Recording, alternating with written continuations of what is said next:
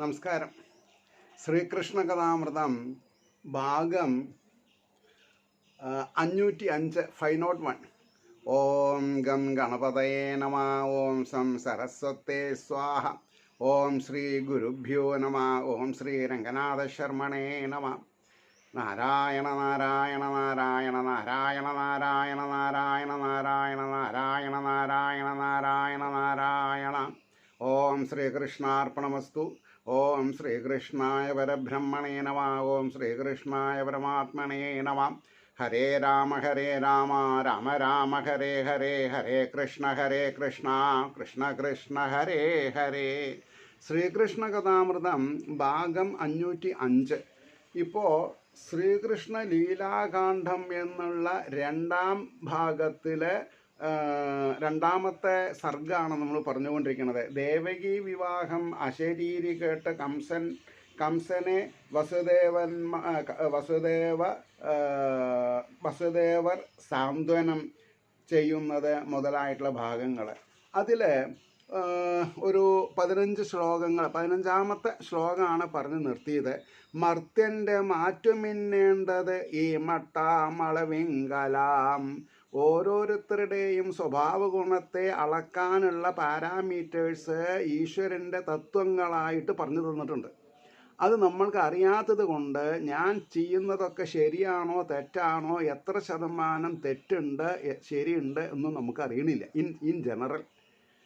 അതുകൊണ്ടാണ് പറഞ്ഞത് മർത്യൻ്റെ മാറ്റുമിന്നേണ്ടത് ഈ മട്ട് അളവെങ്കലാം.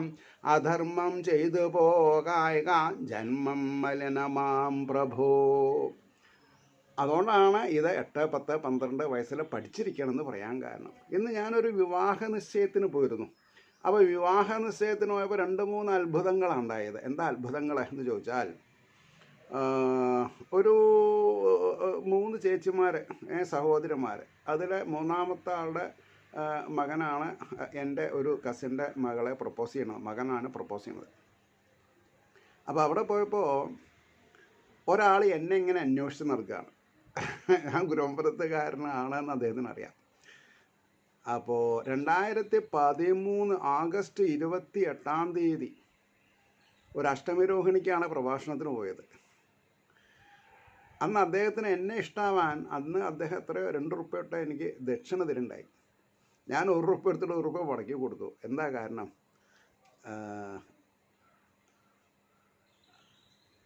ഡ്രൈവർക്ക് ചെറിയൊരു കാശ് കൊടുക്കണം, പിന്നെ പെട്രോളും അത്രേ വേണ്ടു. അപ്പോൾ പിന്നെ എന്നോട് എന്താ അങ്ങനെ ചെയ്തത് ചോദിച്ചു. അപ്പോൾ എക്സാക്റ്റ് എനിക്ക് 2 റുപ്യ എന്നുള്ളത് ഓർമ്മയില്ല. പകുതി മടക്കി കൊടുത്തു. അപ്പോൾ ഞാൻ പറഞ്ഞു, എൻ്റെ കാറിൽ ചെറിയൊരു ഇന്ധനവും വേണം, ഡ്രൈവർക്ക് ചെറിയൊരു ചായകാശും കൊടുക്കണം. ബാക്കി ഉള്ളത് നിങ്ങൾ 10 റുപ്യയും 11 റുപ്യയും സംഘാടകർ പബ്ലിക്കിൽ നിന്ന് വാങ്ങിയിട്ടല്ലേ. അപ്പോൾ ഭാഗവതം പറഞ്ഞു, ഉദരംബരികളായിട്ട് എന്നെ വിറ്റ് തിന്നരുതെന്നാണ് പ്രമാണം. അതുകൊണ്ട് ചെയ്തതാണ്, നിങ്ങളെ അപമാനിക്കലല്ല എന്ന് പറഞ്ഞിരുന്നു. അതാണ് അദ്ദേഹത്തിന് എന്നോടുള്ള വാത്സല്യത്തിന് മൂലകാരണം. അത് ഏറ്റവും വലിയ സന്തോഷം. അന്ന് അദ്ദേഹത്തിൻ്റെ മകൻ ഇന്ന് വിവാഹം കഴിക്കാൻ പോകുന്ന നിശ്ചയം നടക്കുന്ന പയ്യൻ്റെ വല്യമ്മയുടെ മകളെന്നെ വിവാഹം കഴിച്ചിട്ടുള്ളത്. അപ്പോൾ അവൻ എന്നെ കണ്ട ഓർമ്മയുണ്ടെന്നാണ് പറഞ്ഞത്. 10-11 വർഷം മുമ്പേ. ആലോചിച്ച് നോക്കണം. ഒരു മനുഷ്യന് സന്തോഷത്തിന് എന്തേ വേണ്ടു? ചെയ്ത കർമ്മം നന്നായി മറ്റുള്ളവർക്ക് ഇഷ്ടപ്പെട്ടു എന്ന് പറയിപ്പിക്കുക. എൻ്റെ അമ്മ സ്കൂൾ വിദ്യാഭ്യാസം ഇല്ലെങ്കിലും പറയും, മറ്റുള്ളവരെ കൊണ്ട് ആയി മോശമായി എന്ന് പറയിപ്പിക്കരുത് മക്കളെ എന്ന് പറഞ്ഞിരുന്നു. അയ്യേ എന്ന് പറയിപ്പിക്കരുത് എന്നർത്ഥം. അത് കഴിഞ്ഞ് ഒരു 6 കൊല്ലം മുമ്പേ പ്രഭാഷണം നടത്തിയ ഒരു ക്ഷേത്രത്തിലെ ഒരു ആളാണ് വേറൊരു ഈ സ്ത്രീയുടെ പിന്നെ ആങ്ങള, ഈ പയ്യൻ്റെ അമ്മയുടെ ആങ്ങള, അമ്മാവൻ എന്ന് പറയാൻ വേണമെങ്കിൽ. അപ്പോൾ ഒരു സഭയിൽ നമ്മളെ അറിയുന്ന ആൾക്കാർ, അത് കള്ളത്തരം കാണിച്ചിട്ടല്ലല്ലോ, ഈശ്വരനാമം ചൊല്ലിയിട്ടുള്ള പരിചയമല്ലേ അതന്നെ സന്തോഷം. അതാണ് ഇവിടെ പറഞ്ഞത്. ഏത്? അധർമ്മം ചെയ്തു പോയുക ജന്മം മലിനമാം പ്രഭോ. ധർമ്മം പ്രവർത്തിക്കുക, ധർമ്മം പറയുക, ധർമ്മം ചെയ്യുക. അപ്പോൾ ധർമ്മം നമ്മളെ രക്ഷിക്കുന്ന, ധർമ്മം വധ ധർമ്മം ചര. അങ്ങനെയുള്ളപ്പോൾ ആ ധർമ്മം നമ്മളെ സംരക്ഷിക്കും. എനിക്ക് സംസ്കൃതം അറിയില്ല, മലയാളം അറിയോ ചോദിച്ചാൽ കൂട്ടി വായിച്ചിട്ട് ഇങ്ങനെ ഒരു തരമൊക്കെ ചെയ്യും ഞാൻ, അത്രയേ ഉള്ളൂ. അപ്പോൾ ഇനി നമ്മൾക്ക് എന്താ പറയേണ്ടത് എന്ന് ചോദിച്ചാൽ 16-ാമത്തെ ശ്ലോകം ശ്രദ്ധിക്കുക. അല്ലെങ്കിൽ ഇവളെ കൊൽകിൽ മരണം മാറ്റിടാവതോ. വസുദേവരെ കംസനോട് ചോദിക്കുകയാണ്, ഇവൾ പ്രസവിച്ചുണ്ടാവുന്ന 8-ാമത്തെ മകൻ കൊല്ലുന്ന, അങ്ങയെ വധിക്കുന്നാണല്ലോ പറഞ്ഞത്, അല്ലെങ്കിൽ അങ്ങയുടെ മൃത്യുവിന് കാരണമാവുന്നല്ലേ പറഞ്ഞത്. ഇനി ഇങ്ങനെ ഒന്നുമില്ലെങ്കിലും അങ്ങ് മരിക്കാതെ കൊണ്ടിരിക്കുമോ? അപ്പോൾ ഈ ചോദ്യങ്ങൾ നമ്മൾ സ്വയമേവ ചോദിക്കണം. നമ്മൾ ഏത് വയസ്സിലും മരിച്ചാൽ നമുക്കെന്താ? നമ്മളെ ഇപ്പോൾ നിങ്ങളെപ്പോലെ തന്നെ ഞാനും ഗൃഹസ്ഥനാണ്, എനിക്കും ഭാര്യയും കുട്ടികളും മക്കളും എല്ലാം ഉണ്ട്. പക്ഷെ ഞാനിത് തലയിൽ ഏറ്റി നടത്താറില്ല. ഞാനാണ് ഇവരെ പോറ്റണതെന്ന് ഞാൻ പറയില്ല. കാരണം എന്താ? ഞാനൊരു നിമിത്തം മാത്രം, നിങ്ങളും അതേമാതിരി നിമിത്തം മാത്രമാണ്. മരണം എപ്പം മാടി വിളിച്ചാലും കുറച്ച് കഴിഞ്ഞിട്ട് വരാട്ടുമോ എന്ന് പറയാൻ പറ്റുമോ? ഇല്ലല്ലോ. അതുകൊണ്ടാണ് പറഞ്ഞത്, അല്ലെങ്കിൽ ഇവളെ കൊൽകിൽ മരണം മാറ്റിടാവതോ ആയുസ് ഇത്ര നാളേക്ക് എന്ന് ഉറപ്പുണ്ടോ മഹാമതേ. ഇത്ര നാളേക്കാണ് ആയുസ് എന്ന് അറിയോ? ഇല്ല, അറിയില്ല. അതിനെ പൂർവികന്മാരെ ഒരു ക്ലോസ് വെച്ചിട്ടുണ്ട്. എന്താ? സന്താനങ്ങളെ കൊണ്ടും നല്ല ഭാര്യനെ കൊണ്ടും നല്ല ഭർത്താവിനെ കൊണ്ടും അവരുടെ ജാതകപ്രകാരം നമ്മുടെ റിലേഷൻ എന്താണ്? അച്ഛനാണെങ്കിൽ അച്ഛൻ, ഭർത്താവാണെങ്കിൽ ഭർത്താവ്, ഭാര്യ ആണെങ്കിൽ ഭാര്യ. ദശാസന്ധി വരണത് അവർക്ക് അപകടമാണെന്നുണ്ടെങ്കിൽ ആ ദശാസന്ധി വരില്ല എന്നാണ്. ഒരു ഉദാഹരണം പറയാം. ഇപ്പോൾ എനിക്ക് എന്നെ ഉദാഹരിക്കാമല്ലോ. എനിക്ക് ഇത്ര വയസ്സിൽ ദശാസന്ധി ഉണ്ട്, ഞാൻ മരിക്കും എന്നുണ്ടെങ്കിൽ എൻ്റെ മക്കൾക്ക് അച്ഛൻ ഇല്ലാതെ അച്ഛൻ്റെ സ്നേഹാദരങ്ങൾ എത്ര വർഷം കിട്ടാൻ ബാക്കിയുണ്ട് എന്ന് അവരുടെ ജാതകത്തിലുണ്ടാവും. അപ്പോൾ എൻ്റെ ജാതകത്തിലുള്ളത് സാഫായിപ്പോയി, ഇല്ലാണ്ടേ എക്സ്റ്റെൻഡ് ചെയ്തു. അല്ലെങ്കിൽ എൻ്റെ ഭാര്യയ്ക്ക് മംഗല്യഭാഗ്യം കഴിയാറായിട്ടില്ലെങ്കിൽ ഞാൻ മരിക്കില്ല. അപ്പം നമ്മുടെ സ്വന്തം ജാതകം നോക്കരുത് എപ്പോഴും. കുട്ടികളുടെ ജാതകം നോക്കണം, ഐദർ സ്പൗസിൻ്റെയും ജാതകം നോക്കണം. അതുകൊണ്ട് ഞാൻ ഇത്ര ക്ലിയർ ആയിട്ട് നിങ്ങൾക്ക് പറഞ്ഞത്. എനിക്ക് ജാതകത്തിൽ ഇത്രയല്ലേ ഉള്ളൂ എന്ന് പറഞ്ഞ് നമ്മൾ ആരും വിഷമിക്കേണ്ട ആവശ്യമില്ല. അപ്പോൾ അല്ലെങ്കിൽ ഇവളെ കൊൽകിൽ മരണം മാറ്റിടാവതോ ആയുസ്സത് എത്ര നാളേക്ക് എന്നുറപ്പുണ്ടോ മഹാമതേ.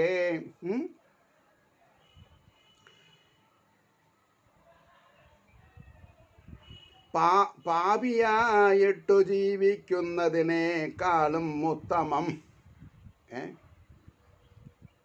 ഞാൻ 2 റുപ്യാതല്ല 2000 റുപ്യാത കേട്ടോ. ഞാൻ തന്നെ എന്താ പറഞ്ഞത് എനിക്ക് ഓർമ്മയില്ലാണ്ടായി. 2000 റുപ്യ 2000 റുപ്യ തരാണ്. അപ്പോൾ നമ്മൾ എന്ത് ചെയ്തു? 500 റുപ്യ ഡ്രൈവർക്കും 500 റുപ്യ ഈ എന്താണെന്നാ പറയുക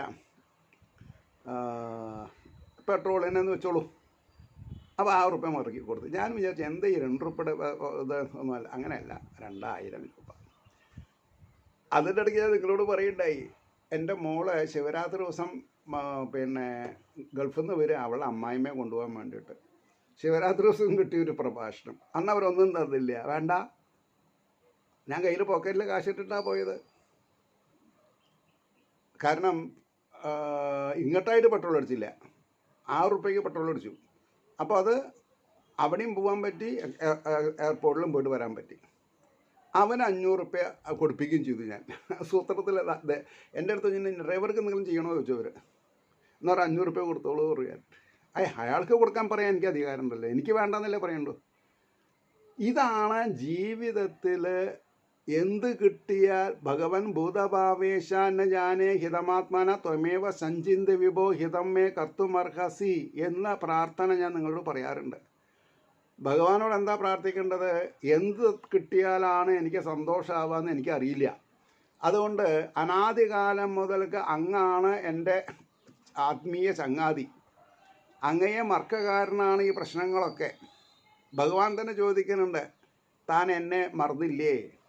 തനിക്ക് പുതിയ പുതിയ ബന്ധങ്ങളിലല്ലേ താല്പര്യമുള്ളൂ? അനാദികാലമായിട്ടുള്ള ബന്ധം താൻ എന്തുകൊണ്ട് നോക്കണില്ല എന്ന് ഉത്തരമുണ്ടോ നമ്മുടെ അടുത്ത്? അതന്നെയാണ് പറഞ്ഞത്. പാപിയായിട്ട് ജീവിക്കുന്നതിനേക്കാളും ഉത്തമം പുണ്യവാനായി മരിക്കുന്നതെന്നാം ചൊല്ലുവൂ മഹാജനം. ഒരാൾ മരിച്ചാൽ ഒരു 10 ആൾ പറയാണ്ടാവണം, ഓ അയാളൊരു ഉപകാരപ്രദനായിരുന്നു, പരോപകാരിയായിരുന്നു എന്ന് പറയാൻ സാധിക്കും. ഓ അയാൾ ചത്തത് നന്നായി, അയാൾ മരിച്ചത് നന്നായി, അച്ഛനെ നോക്കാത്തവനാണ്, ഭാര്യയെ നോക്കാത്തവനാണ്, മക്കളെ നോക്കാത്തവനാണ് എന്നുള്ള പാപിയായിട്ടല്ലല്ലോ നമ്മളെ കണക്കാക്കണത്. അപ്പോൾ പാപിയായിട്ടു ജീവിക്കുന്നതിനേക്കാളും ഉത്തമം പുണ്യവാനായി മരിക്കുന്നതെന്നാം ചൊല്ലുവൂ മഹാജനം. വീരാഗ്രണികൾ കൊണ്ടാടും ഭോജവംശ പ്രദീപമേ.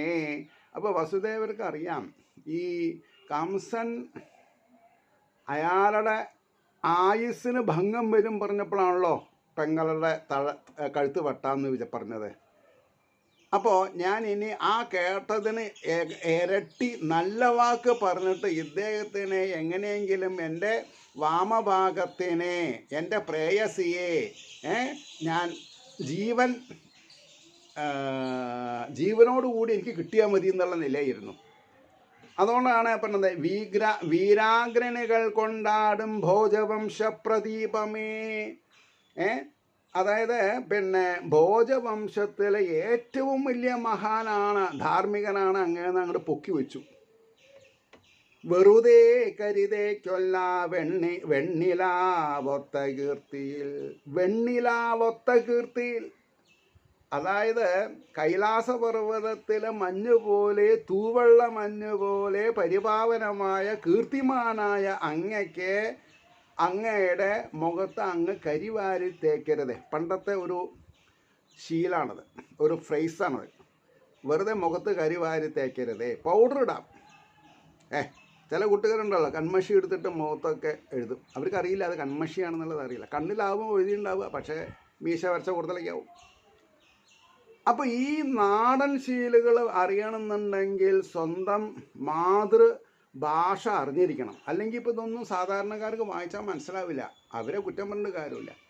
അപ്പോൾ ഇന്നും പലവരോടും സംസാരിക്കേണ്ടല്ലോ, എൻഗേജ്മെൻറ്റിന് പോയപ്പോൾ പലവരുടെയും ആക്ഷേപം എന്താ? നമ്മൾക്ക് വേണ്ടത് പറഞ്ഞു തരാനുള്ള സംവിധാനം ഉണ്ടായിരുന്നില്ല. അപ്പോൾ അതിനാരാ കുറ്റക്കാരെ? സ്വന്തം അച്ഛനമ്മയും കുറ്റക്കാരാണ്. സ്വന്തം മക്കളെ വേണ്ട വഴിക്ക് തിരിച്ചു വിടാനുള്ള ഉപദേശക്രമങ്ങൾ, കുട്ടി കരയാതേണ്ടിരിക്കാൻ മൊബൈൽ വാങ്ങി കൊടുത്തതുകൊണ്ട് മാത്രമായില്ല. ആ കുട്ടി പിന്നെ മൊബൈലുള്ളത് എന്താണ് നോക്കണത് എന്ന് കൂടി ശ്രദ്ധിക്കാൻ നമ്മൾ ഭാഗവാക്കാണ്. മൊബൈൽ കൊടുക്കണ്ടെന്ന് ഞാൻ പറയുന്നില്ല. അവശ്യം അറിയേണ്ട കാര്യങ്ങൾ അറിയാൻ ഉപയോഗിക്കാം എന്നല്ലാണ്ട് അനാവശ്യമായിട്ടുള്ള കാര്യങ്ങൾ അറിയാനുള്ള ഇത് പാടില്ല എന്നർത്ഥം. അതുകൊണ്ടാണ് പറഞ്ഞത്, വെറുതെ കരുതേക്കല്ല വെണ്ണിലാവൊത്ത കീർത്തിയിൽ നമ്മൾ തൻ വീഴ്ച കണ്ട് ഉള്ളിൽ അസൂയപ്പെട്ട ദേവകൾ. കുറച്ചുകൂടി പൊങ്ങിപ്പറിച്ചു. നമ്മൾ തമ്മിലുള്ള വീഴ്ച കണ്ട് ഉള്ളിൽ അസൂയപ്പെട്ട ദേവകൾ. ഇത് ഓരോരു തരത്ത് ഭാഗവതത്തിൽ പറയുന്നുണ്ട്. അർത്ഥം അറിയാത്തത് കാരണം നമ്മൾ രക്ഷപ്പെട്ടു. എന്താ പറഞ്ഞത്? അല്ലെങ്കിൽ ഞാൻ പറയാറുണ്ട്, ദേവതകള് കഫം തീനികളാണ് എന്നാണ് സംജ്ഞ. വേദത്തിലൊക്കെ പറയുന്നുണ്ട്. പൃഥുചരിതത്തിൽ അർത്ഥം അറിഞ്ഞ് ഓരോ ശ്ലോകത്തിൻ്റെ അർത്ഥം അറിയണം. അതിൽ പറയുന്നുണ്ട്, ഇന്ദ്രനോട് അസൂയ വേണ്ട. 99ാമത്തെ അശ്വമേധയാഗത്തിന് ഇന്ദ്രൻ കുതിരേനെ കെട്ടുകൊണ്ടുപോവാണ്. അപ്പോൾ പിന്നെ എന്താണെന്നാ പറയുക, ബ്രഹ്മാവും ഭഗവാനും ഇന്ദ്രനും കൂടി പൃഥുരാജാവിൻ്റെ അടുത്ത് വന്നിട്ട് പറയാണ്, തനിക്ക് ലൗകികതയിൽ യാതൊരു കാര്യമില്ലല്ലോ. ലൗകികത ആഗ്രഹിക്കുന്നവരാണ് ഇന്ദ്രപട്ടം ആഗ്രഹിക്കുക. ഞാൻ ഇന്ദ്രസമാനനാവണം എന്നുള്ള വിചാരം നമ്മുടെ മനസ്സിലുണ്ടായാൽ അതിനർത്ഥം നമ്മൾ സാത്വിക ഗുണനിധികളല്ല എന്നാണ് അർത്ഥം പറയുക. അപ്പോൾ ഈശ്വരനെ ഉപാസിക്കുന്നവരെ കീർത്തി ഭഗവാന്റെ കീർത്തിയാണ്, സ്വന്തം കീർത്തിയുടെ പിന്നാലെ പോവില്ല. അപ്പോൾ പറഞ്ഞു, ഈ 99 യജ്ഞങ്ങളിൽ അങ്ങ് എത്ര അശ്വമേധ ചെയ്തുള്ള കുതിരകളെ കൊന്നിട്ടുണ്ട്, അല്ലെങ്കിൽ മറ്റുള്ള ഹോമങ്ങളിൽ ആടിനെയും മാടിനെയും കൊന്നിട്ടുണ്ട്. അവരൊക്കെ ഇരുമ്പ് കൊക്കുകളായിട്ട് അങ്ങ് ചെന്നാൽ അങ്ങയുടെ കാരണ ശരീരത്തെ കൊത്തിവലിക്കാൻ വേണ്ടി തയ്യാറായിട്ടുള്ള ആൾക്കാരാണ്. അപ്പം ഇനി അങ്ങ് മോക്ഷത്തിന് വേണ്ടി പ്രവർത്തിക്കും എന്ന് പറഞ്ഞ് സമാധാനിപ്പിച്ചതിൻ്റെ ശേഷമാണ് കാട്ടിൽ പോയി തപസ്സനുഷ്ഠിച്ചത്.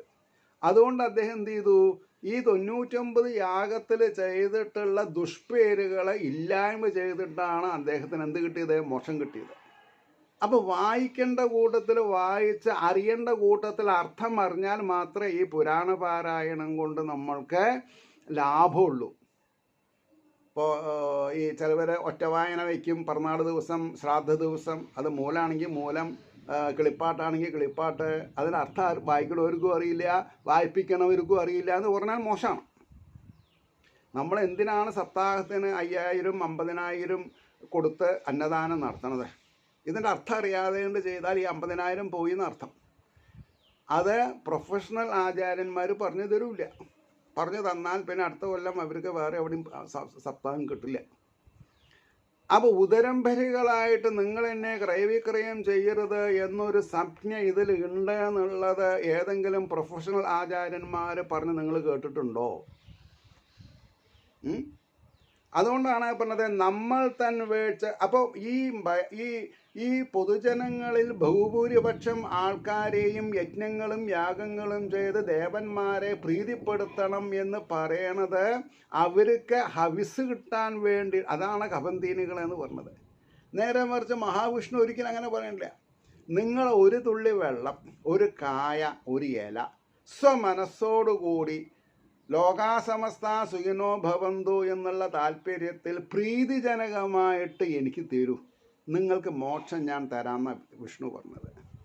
അപ്പോൾ വിഷ്ണു ആരാ? ദേവതയല്ല, വിഷ്ണു ഭഗവാനാണ്. ഇതാണ് വ്യത്യാസം. ആദി നാരായണനാണ്. അപ്പോൾ ഈശ്വരനും ദേവതകളും വ്യത്യാസമുണ്ട് എന്ന് നമ്മൾ മനസ്സിലാക്കണം. അപ്പോൾ ഈ ഈശ്വരോപാസനയിലും എന്തുണ്ട്? അധമമാർഗങ്ങൾ, മധ്യമമാർഗങ്ങൾ, ഉത്തമമാർഗങ്ങൾ. ഈ ഉത്തമമാർഗങ്ങളിലാണ് ഏത് ഈ പിന്നെ ഒരു ഇലയോ ഒരു കനിയോ. പക്ഷേ അത് നമ്മൾ എന്ത് ചെയ്യണം? 50 വയസ്സ് കഴിഞ്ഞാൽ ഗൃഹസ്ഥാശ്രമം കഴിഞ്ഞ് കാട്ടിൽ പോയി അല്ലെങ്കിൽ വീട്ടിലിരുന്നിട്ട് തന്നെ നാവിന് രുചികരമായ ഭക്ഷണങ്ങളെ ഉപേക്ഷിക്കാൻ സാധിച്ചാൽ തന്നെ വാനപ്രസ്ഥായി. ഇപ്പോൾ നിങ്ങൾ വിചാരിക്കും പട്ടാമ്പി തർക്കടൊന്നുമില്ലല്ലോ, പട്ടാമ്പി ഇതൊക്കെ കഴിക്കുന്നില്ലയോ ചോദിക്കും. ഇല്ല, ഞാൻ കഴിക്കണില്ല. ഞാൻ സമീകൃത ആഹാരം, വളരെ കുറച്ച് ജീവൻ കടക്കാനുള്ള ആഹാരം ഞാൻ കഴിക്കുന്നുള്ളൂ. അതും എൻ്റെ വീട്ടിൽ ഉണ്ടാക്കിയത്, വളരെ ഡീസൻ്റ് ആയിട്ടുള്ള ആഹാരം എന്ന് പറഞ്ഞാൽ എന്താ? സാത്വികമായിട്ടുള്ളത്. സാത്വികം. നിങ്ങൾക്ക് എപ്പോൾ എൻ്റെ വീട്ടിൽ വരാം, അതേ കിട്ടുള്ളൂ. പിന്നെ 10 ആൾ ഒപ്പം വന്നാൽ ഞാൻ പുറമേ നിന്ന് വാങ്ങി കൊണ്ടുവന്ന് തരും. അല്ലാതെ ഉണ്ട് ഈ പ്രായത്തിൽ എൻ്റെ മിസ്സസിന് 10 ആൾക്ക് വയ്ക്കാനുള്ള സംവിധാനമില്ല. കാരണം പ്രായമാണ്. എനിക്ക് 72 കഴിഞ്ഞാൽ അവൾക്കും 68 വയസ്സായി. നിങ്ങൾ വിചാരിക്കും ഇപ്പം എന്തിനപ്പോൾ ഭാര്യയുടെയും ഭർത്താവിൻ്റെയും വയസ്സ് പറയണമെന്ന്? എനിക്ക് പറയുന്നതിൽ ആക്ഷേപമില്ല, അതുകൊണ്ട് പറഞ്ഞു എന്ന് മാത്രം. അപ്പോൾ നമ്മൾ തൻ വീഴ്ച കണ്ട് ഉള്ളിൽ അസൂയപ്പെട്ട ദേവകൾ ചെയ്തുള്ള വിദ്യയാണെന്നു വരാനും വഴിയുണ്ട്. ഇതിൽ അങ്ങേ തടഞ്ഞ് ഇടാൻ ആരുണ്ട് ഇത്രയ്ക്കെന്തേ പരിഭ്രമം? അങ്ങ് എന്താണെന്നാ പറഞ്ഞത്? ഭോജരാജാവാണ്. അങ്ങയ്ക്ക് എതിര് നിൽക്കാൻ ആരാ ഉള്ളത്? അങ്ങേ തടഞ്ഞിടാൻ ആരുണ്ട് ഇത്രയ്ക്കെന്തേ പരിഭ്രമം? അങ്ങയ്ക്ക് എന്തിനാ ഈ പരിഭ്രമം? ആലോചിക്കാതെ പെട്ടെന്ന് വല്ലതും ചെയ്തു പോവുകിൽ. നമ്മളോടുള്ള ഉപദേശ ആലോചിക്കാതെ പെട്ടെന്നു വല്ലതും ചെയ്തു പോവുകിൽ പശ്ചാത്തപിച്ച് പിന്നീട് ഫലമില്ലായതോർക്കണം. അല്ലേ?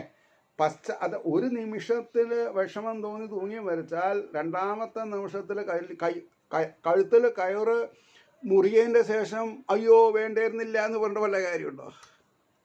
പിന്നെ വേറൊരു കാര്യമുണ്ട്. ആയുസ് അറ്റുപോവാറായാൽ മാത്രമേ തൂങ്ങി മരിച്ചാലും മരിക്കുള്ളൂ. അല്ലെങ്കിൽ ആരെങ്കിലും ഒന്ന് കാല് പൊക്കും. കാല് പൊക്കിയാൽ മരിക്കില്ല. അപ്പോൾ സമയമാകുമ്പോൾ ദുർബുദ്ധി ഉള്ളപ്പോഴാണ് ഇതൊക്കെ സംഭവിക്കുക. വിഷം കഴിക്കണം തോന്നുക, വണ്ടിയിൽ തല വയ്ക്കണം തോന്നുക. പശ്ചാത്തപിച്ചു പിന്നീട് ഫലമില്ല ആയതോർക്കണം. ജനിക്കിൽ ഒരു നാൾ ആർക്കും മരണം മന്നിൽ നിശ്ചയം. എപ്പോൾ വേണമെങ്കിലും മരിക്കാം. ജനിക്കിൽ ഒരു നാളോർക്കും മരണം എന്നിൽ നിശ്ചയം. പരമാവധി നൂറ്റാണ്ടിൽ പരം ഇങ്ങാർക്കു ജീവിതം. 100 വയസ്സിന് മീതെ എല്ലാവരും ജീവിച്ചിരിക്കണില്ലല്ലോ.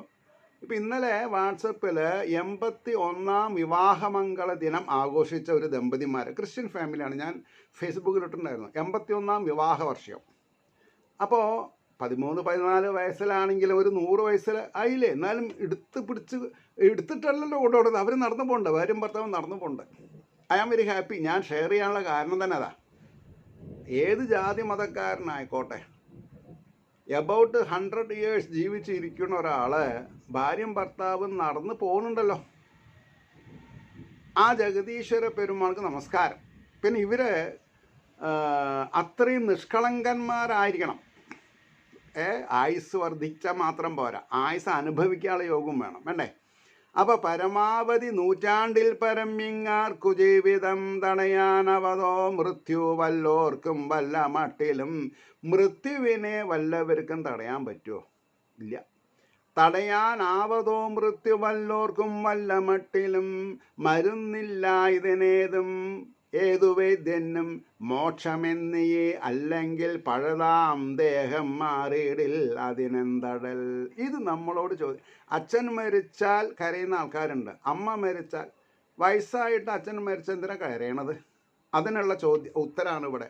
അല്ലെങ്കിൽ പഴതാം ദേഹം, പ്രായമായ ശരീരം, സ്വന്തം കാര്യങ്ങൾ ചെയ്യാൻ സാധിക്കാത്ത ശരീരത്തോട് കൂടിയിട്ട് ഞാനും നിങ്ങളും ഇരുന്നിട്ട് എന്താ കാര്യം? എപ്പോഴാണ് പരാജയം ഭവിക്കുക? പരസഹായം ഉണ്ടായാലേ പ്രകൃതി കാര്യങ്ങൾക്ക് കൂടി പറ്റാത്തൊരവസ്ഥ വന്നാൽ പിന്നെ ജീവിച്ചിരിക്കാൻ പാടില്ല. അപ്പോൾ എന്ത് ചെയ്യണം? ആർക്കും കടുങ്കയ്യുകൾ ചെയ്യാതെ കണ്ട്, സ്വാർത്ഥതയില്ലാതെ കണ്ട് ജീവിച്ചാൽ തന്നെ നമ്മൾ പുണ്യവാന്മാരായി. പുണ്യവാന്മാർക്ക് നരയിക്കേണ്ട ആവശ്യം ഉണ്ടാവില്ല. ഇനി നരയിച്ചാൽ തന്നെ അത് പാസ്റ്റ് മുൻജന്മത്തെ പഴുതുണ്ടെങ്കിൽ നമുക്ക് അനുഭവിക്കാണ്ട് പോകാനും പറ്റില്ല. അതുകൊണ്ട് അല്ലെങ്കിൽ പഴതാം ദേഹം മാറിയിടിൽ അതിൽ നെന്തഴൽ. കർമ്മത്തിനെത്രയും തക്ക പുത്തൻ ദേഹം ലഭിക്കുകിൽ. അല്ലേ? കർമ്മത്തിനെത്രയും തക്ക പുത്തൻ ദേഹം ലഭിക്കുകിൽ. മികച്ചതെന്നു മോഹിച്ച് മനസ്സ് അതേതിൽ വാഴുമോ? മനസ്സ് മരിക്കണ സമയത്ത് മനസ്സിൽ എന്താണ് വിചാരം, അതായിത്തീരും നമ്മൾ. അപ്പോൾ ഈശ്വരപാതാരം എന്താണ് നമ്മൾ വിചാരിക്കുന്നത് വെച്ചാൽ മോക്ഷം ഉറപ്പായി. നാരായണ നാരായണ നാരായണ നാരായണ നാരായണ നാരായണ നാരായണ നാരായണ നാരായണ. മനസ്സ് എപ്പോഴും നാമം ചൊല്ലിക്കൊണ്ടിരിക്കണം. കുതികാല് വെട്ടേണ്ട സന്ദർഭം ഉണ്ടെങ്കിലും കുതികാല് വെട്ടാൻ ഞാനില്ല, നാരായണ നാരായണ എന്ന് പറഞ്ഞു പോകണം, എന്നാൽ രക്ഷപ്പെട്ടു. അപ്പോൾ മികച്ചതെന്നു മോഹിച്ചു മനസ്സേതേതിൽ വാഴുമോ? അതാതിലെല്ലാം ഒരുപോലെ ആനന്ദിക്കുന്നു ദേഹികൾ. കിട്ടിയ ജന്മത്തിനെ സാർത്ഥകമാക്കുക, അർത്ഥവത്താക്കുക. വെറും ഞാഞ്ഞൂളും ആശിക്കും അതേ ദേഹം ലഭിക്കുവാൻ. ഞാഞ്ഞൂള്, ഈ ഞാഞ്ഞൂൾ അത്ര മോശമാണോ? അല്ല. ഞാനൊക്കെ സ്കൂളിൽ പഠിക്കുമ്പോൾ ഞാഞ്ഞൂള് പ്രകൃതിയുടെ കലപ്പയാണ് ഞാഞ്ഞൂള്. ഇന്നിപ്പോൾ ഞാഞ്ഞൂളെന്ന് പറഞ്ഞാൽ ഇംഗ്ലീഷ് മീഡിയത്തിൽ പഠിക്കണ കുട്ടിക്കെട്ട് അറിയൂല. പ്രകൃതിയുടെ കലപ്പ എന്ന് പറഞ്ഞ, കലപ്പ എന്ന് പറഞ്ഞാലല്ലേ പ്രകൃതിയുടെ കലപ്പ എന്നുള്ള അറിയാൻ പറ്റുള്ളൂ. ഇപ്പം നിലമ്പൂരടുത്ത് ഒരു മുസ്ലിം സഹോദരൻ വളരെ അപ്റ്റായിട്ട് കിണറുകൾ റീചാർജ് ചെയ്യാൻ പറഞ്ഞ് മനസ്സിലാക്കുന്നുണ്ട്. അതെങ്ങനെയാണ്? ഈ മഴവെള്ളം താഴെ വീഴുന്നതിൻ്റെ മുമ്പേ അതിൻ്റെ അരുവിൽ പാത്തി വെച്ചിട്ട് എന്ത് ചെയ്യണം? ആദ്യത്തെ ഒരു മഴയുടെ വെള്ളം തൊടിയിലേക്ക് വിടുക. പിന്നെ ഉള്ളത് ഒരു പ്രത്യേക രീതിയിൽ ഒരു യു ഷേപ്പിൽ പ്ലംബിങ് ചെയ്തിട്ട് അതിൽ വരുന്ന ചളികൾ പോകാനൊരു ഔട്ട്ലെറ്റ് വയ്ക്കും. എന്നിട്ട് അതിനെ ഒരു 100 ലിറ്റർ വെള്ളം കൊള്ളുന്ന ഒരു ഡ്രമ്മിലേക്ക് ഒരു 40 സെൻറ്റിമീറ്റർ ഉയരത്തിൽ യു ടൈപ്പിൽ അത് വന്നാൽ ഫോഴ്സ് കമ്മിയാവും. ഇതിൽ നിൽക്കുന്ന വെള്ളം വേണം ഏന്തിയിട്ട് വീഴാൻ. അതിലെ 5 ഭാഗിക്കും ആ 100 ലിറ്റർ ഡ്രമ്മിനെ. ഏറ്റവും അടിയിലെ പിന്നെ ഓടിൻ്റെ കഷ്ണങ്ങൾ, ടൈൽസിൻ്റെ ചെറിയ ചിപ്സ് ഇടും. അതിൻ്റെ മുകളിൽ 20 സെൻറ്റിമീറ്റർ 1/2 ഇഞ്ച് മെറ്റൽ, അതിൻ്റെ മുകളിൽ 20 സെൻറ്റിമീറ്റർ വെള്ളാരങ്കല്ല്, ഈ തോട്ടിലും പുഴയിലൊക്കെ കിട്ടുന്നത് മനസ്സിലായില്ലേ, അത്. അതിൻ്റെയും മുകളിൽ ചിരട്ട വെളിച്ചെണ്ണ ഒഴിച്ച് കത്തിച്ചിട്ടുള്ള കരി. അപ്പോൾ അതിലേക്കാണ് ഈ വെള്ളം. എന്നിട്ട് ഇതിൻ്റെ താഴെ ഔട്ട്ലെറ്റ് എന്ത് ചെയ്യും? ഈ ബോർവെല്ലിൻ്റെ ഉള്ളിലേക്ക് വിടും. അപ്പോൾ അവർ പറഞ്ഞത് ബോർവെല്ലിൽ വെള്ളം ഇല്ലാത്തൊരവസ്ഥ വരിക, അല്ലെങ്കിൽ ബോർവെല്ലിലുള്ള വെള്ളത്തിന് മണം വരിക, നാറ്റം ഉണ്ടാവുക, അല്ലെങ്കിൽ അതിന് ഖനം കൂടുക, അതിനൊക്കെ ഉള്ള ഒരു കരുതൽ നടപടിയാണത്. അദ്ദേഹത്തിന് ധാരാളം അവാർഡൊക്കെ കിട്ടിയിട്ടുണ്ട്. അത് എല്ലാ വീട്ടുകാരും ചെയ്യുന്നത് നല്ലതാണ്, ഒന്ന്.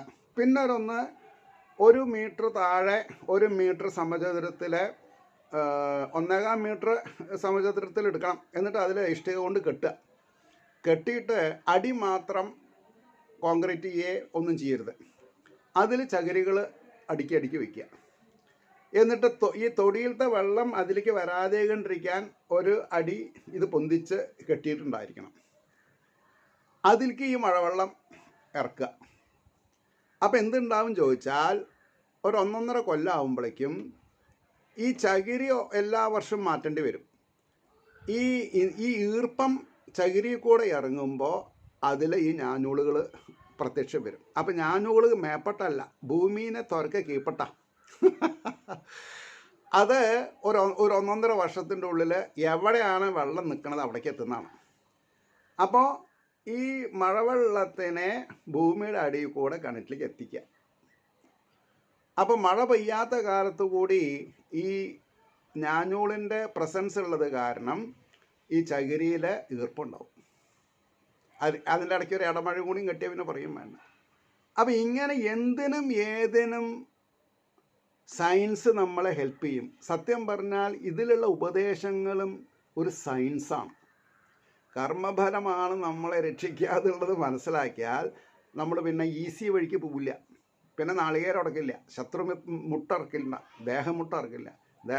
ദേഹം ബലവാനാണെന്നുണ്ടെങ്കിൽ പ്രാണായാമം ചെയ്യുക, പച്ചക്കറികൾ കഴിക്കുക, അമ്പലത്തിൽ പൂജിച്ച നെയ്യ് കഴിക്കുക, എന്നാൽ ദേഹം നന്നാവും. അല്ലാതെ കണ്ട് ആടിനും തിന്നത് കൊണ്ട് ദേഹം നന്നാവില്ല. അപ്പോൾ പൃഥു ചക്രവർത്തിക്ക് പറഞ്ഞത് ഓർമ്മ വരും വേണം. അപ്പോൾ ജീവജാലങ്ങളെ കൊന്ന പാപങ്ങളില്ലാതെ കൊണ്ടായാൽ തന്നെ നമുക്ക് പുണ്യം കിട്ടും. അല്ലാണ്ട് 3 നേരം ആടും കോഴിയും വലിച്ചിട്ട് ഗുരുവായൂർ അമ്പലത്തിൽ 1 ലക്ഷം 1.5 ലക്ഷം ചിലവാക്കിയിട്ട്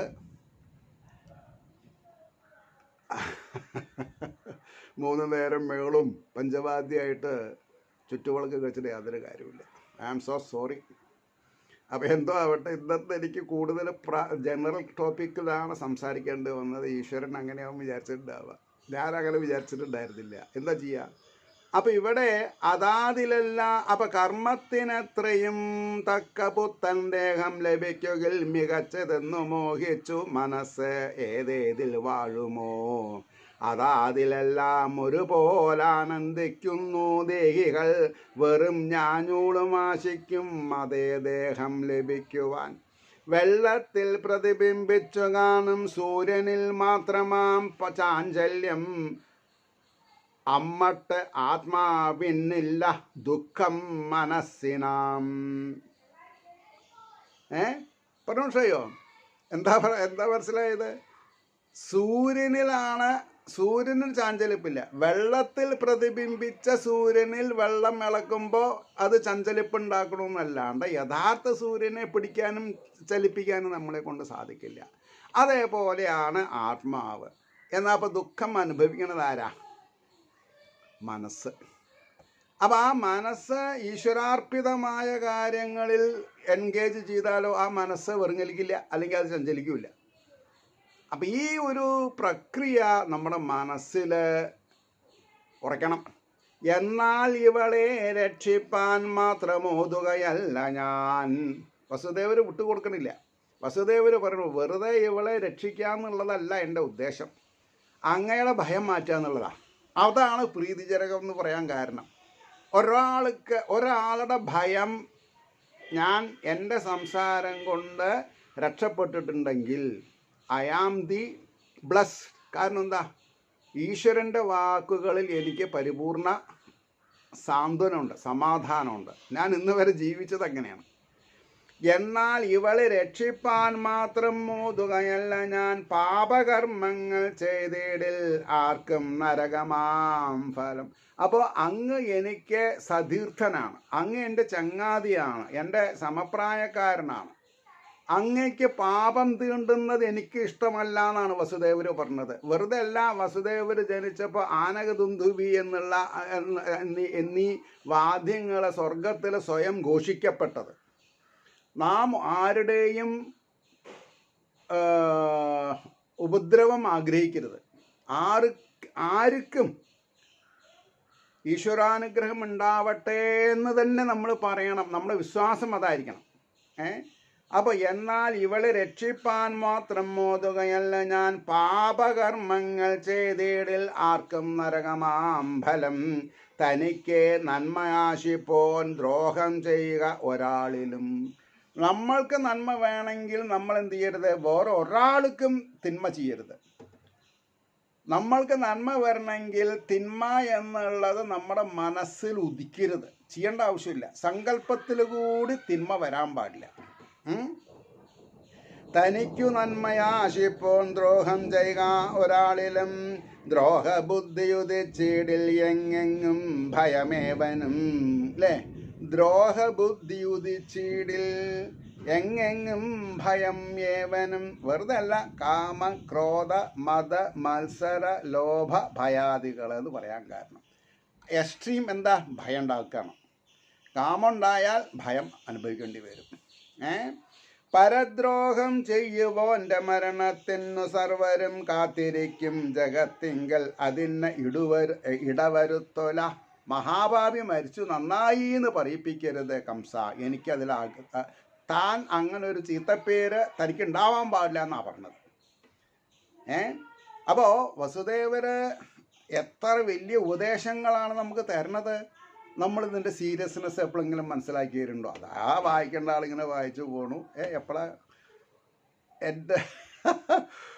എൻ്റെ കാരണവർ ഭയങ്കര രസികനായിരുന്നു. ഈ 7 ദിവസം സപ്താഹം നടത്തുമ്പോൾ എപ്പോഴൊക്കെയാണ് നിർത്തേണ്ടത് ചോദിച്ചു ഒരു ദിവസം ഞാൻ. അപ്പോൾ അദ്ദേഹം കുറച്ച് ചിരിച്ചു എന്നിട്ട് പറയും, കാലത്ത് താൻ വാച്ച് കെട്ടിയിട്ടില്ലെങ്കിലും സാധാരണ അമ്പലങ്ങളിൽ ഉപ്പുമാവ് അല്ലെങ്കിൽ ഇഡ്ഡലിക്ക് ചട്നി ഒക്കെ ഉണ്ടാവും, അങ്ങനെയാണ്. അപ്പോൾ ഉപ്പുമാവിനും ഉഴുന്നും പച്ചമുളകും ഉള്ളി പാടില്ല കേട്ടോ. അത് മിതാഹാരത്തിൽ അല്ല, സാത്വികാഹാരമല്ല, ഉള്ളി ഉപ്പുമാവിലിടില്ല. അപ്പോൾ ചെറുപയർ, പിന്നെ 2 കടലപ്പരിപ്പ്, കടുക്, മുളക് ഒക്കെ പാട്, പിന്നെ കരിവേപ്പില ഒക്കെ പാട് കൂടിയിട്ട് വറക്കും. ആ വറവിൻ്റെ ഒരു സ്മെല്ല് ഈ യജ്ഞവേദിയിലേക്ക് വന്നാൽ ഒരു 10 മിനിറ്റ് തനിക്ക് നിർത്താം, ഉപ്പുമാവ് റെഡിയായിട്ടുണ്ടാവും. അത് ആഹ്ലാദം കണ്ട് തൻ്റെ വായന കാലത്തെ പോർഷനായി എന്ന് വിചാരിച്ചാൽ താൻ നിർത്തരുത്. ഇത് നിർത്തിയാൽ അടുക്കളക്കാർക്ക് ബുദ്ധിമുട്ടാവും, കമ്മിറ്റിക്കാർക്ക് മോശമാവും. അപ്പോൾ ഒരു കമ്മ്യൂണിക്കേഷൻ, കമ്പി അടുക്കളയിൽ നിന്ന് വരും. അതേമാതിരി ഉച്ചയ്ക്ക് ഉച്ചയ്ക്ക് പ്രഭാഷണം, കാലത്തെ വായന കഴിക്കുക, പിന്നെ പ്രഭാഷണം അടിച്ച് പൊളിക്കുക. അപ്പോൾ പപ്പടം കാച്ചണ എണ്ണയുടെ ഒരു മണം വരും. പട്ടാമ്പി സൂക്ഷിച്ചോളൂ, എന്നെ എന്ത് വേണമെങ്കിലും വിളിക്കാം അദ്ദേഹം. അപ്പോൾ അരമണിക്കൂറിൽ നിർത്താം. അപ്പോൾ പപ്പടം ചൂടാറുന്നതിൻ്റെ മുമ്പേ ആസ്വദിക്കാം. അല്ലാണ്ട് വെറുതെ സമയം പട്ടാമ്പി വാച്ചില്ല എന്ന് വിചാരിച്ചിട്ട് വിഷമിക്കേണ്ടട ചെക്ക ചെറുക്കാതൊക്കെ അദ്ദേഹം വിളിക്കല്ലേ. വളരെ വളരെ ഇഷ്ടത്തോടു കൂടി. അപ്പോൾ എനിക്ക് കുറേ കൂടി സന്തോഷമാവും. എന്നെ ചെറുക്കാതെ വിളിക്കുമ്പോൾ ഞാൻ ചെക്കനായിട്ട് തീരുകയാണല്ലോ. 47 വയസ്സാണ് ഞങ്ങൾ പരിചയപ്പെട്ടത്. അപ്പോൾ എൻ്റെ ഏജ് കമ്മിയാവുകയാണ്. ഇപ്പോഴും ചിലവർ പറയും ഇതൊക്കെ മനസ്സാണ് നിശ്ചയിക്കുന്നത്. അപ്പോൾ ഭഗവാന്റെ തിരുനാമങ്ങൾ ജപിക്കാൻ എനിക്ക് സൂത്രധാരകനായിട്ട് അദ്ദേഹം 95-ൽ എൻ്റെ മുമ്പിൽ വന്ന് ചാടി. അദ്ദേഹത്തിനോടുള്ള കടമയും കടപ്പാടും ഓരോ എപ്പിസോഡിലും ഞാൻ പറഞ്ഞുകൊണ്ടിരിക്കുന്നതാ. ഫോട്ടോയിൽ കാണുന്നുണ്ട് അദ്ദേഹം. ഇല്ലേ, ഇതാ അദ്ദേഹം കാണാണ്ട് പിന്നീടായിരിക്കണത്. എനിക്ക് മുമ്പിലപ്പോൾ കാണുക പ്രതിബിംബം. ഏറ്റവും വലിയ ആനന്ദം എന്താ, ഇങ്ങനെയുള്ള സബ്ജക്റ്റുകൾ പറയിപ്പിക്കാറാക്കി തന്നൂലോ. അതിന് അദ്ദേഹത്തിനും ഭഗവാനും ആ ചൈതന്യമുള്ള നിങ്ങൾക്ക് എല്ലാവർക്കും ഞാൻ കടമപ്പെട്ടവനാണ്. ഏവർക്കും ശ്രീഹരിയുടെ അനുഗ്രഹാശിസ്സുകൾ നിർലോഭമുണ്ടാവട്ടെ എന്ന് പറഞ്ഞുകൊണ്ട് വാക്കുകൾ ചേർക്കുന്നു. നമസ്കാരം. നാളെ കാണാം.